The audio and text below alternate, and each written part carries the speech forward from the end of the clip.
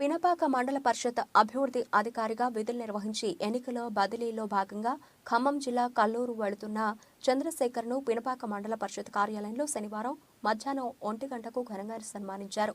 అనంతరం ఎంపీపీ గుమ్మడి గాంధీ అధ్యక్షతన సమావేశాన్ని ఏర్పాటు చేశారు.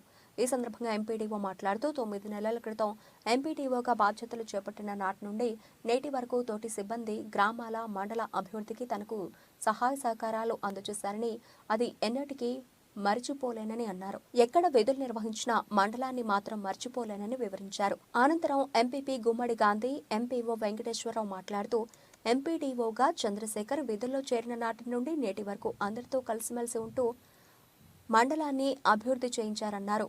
ఎన్నికల తర్వాత మళ్లీ తిరిగి మండల పరిషత్ అభివృద్ధి అధికారిగా వస్తారనే ఆశాభావం వ్యక్తం చేశారు.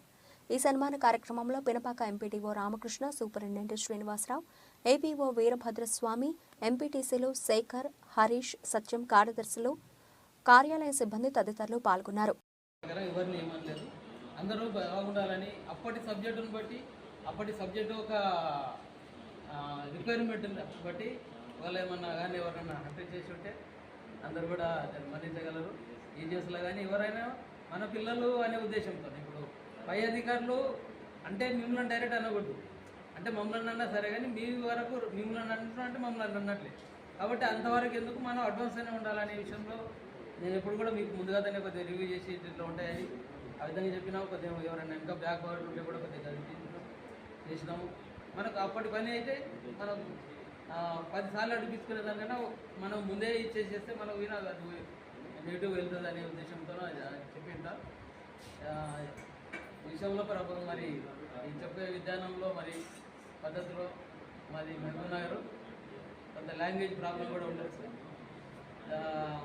అంటే ఇక్కడికి అక్కడికి కొద్దిగా ఆంధ్రాకు టచ్ ఉంటుంది కాబట్టి లాంగ్వేజ్లో కొద్దిగా ఫరక్ ఉండొచ్చు. ఇక్కడ అన్నగారు అంటారు, అక్కడ అన్ననే అంటారు. అంటే ఆ ఇంటిమేసీ అక్కడ ఉంటుంది, ఇక్కడ అంతే తప్ప ఏమైనా పొరపాట్లు ఏమైనా కానీ మిమ్మల్ని అగౌరవపరిచినట్లు ఏమైనా మీరు భావిస్తే నేను మన్నించండి, ఏమనుకోకండి. నేను అయితే ఎవరిని వ్యక్తిగతంగా చేయలేదు. అందరు బాగుండాలి, మంచిగా ఉండాలి, మన పర్ఫార్మెన్స్ బాగుండాలి, మన మండలం ముందు ఉండాలి అనే ఉద్దేశంలోనే అందరితో కూడా వివరించిన. పాప ఉపేంద్ర ఇంతగానే యాక్సిడెంట్ చేయించుకుంటే చాలా పెద్ద డ్యామేజ్. ఆయన బతకడం కూడా ఒక విషయమే. అక్కడక్కడ మధ్యలో సున్నితంగానే కొద్దిగా గట్టి కూడా గద్దించిన. నా అబ్బాయి వస్తుంటే మరి నేను గద్దించిన అని చెప్తానేమో ఇట్లా సార్ చేసి అనుకున్నాం, కానీ ఆయన కొడికే కొద్దిగా ఇంప్రూవ్ చేసుకోవచ్చు చెప్పినాము.